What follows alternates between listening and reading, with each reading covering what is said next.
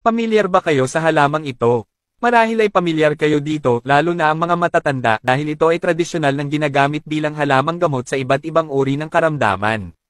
Ang halamang ito ay tinatawag na higad-higaran o trump ang elepante dahil sa bulaklak nito na mukhang ilong ng elepante at trumpeta.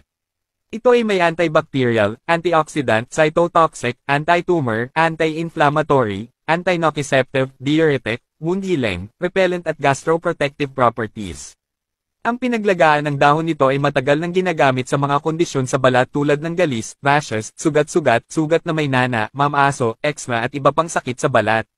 Ang sariwang dahon nito ay dinidikdik at tinatapal sa mga sugat upang huminto ang pagdurugo at mabilis gumaling. Ang trump ang elepante ay mabisa din sa over-fatigue, ubo na may makapit na plema, diabetes at tumor.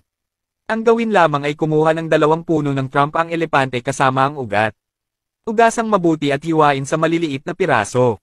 Pakuluan sa 2.5 baso ng tubig sa loob ng 15 minuto.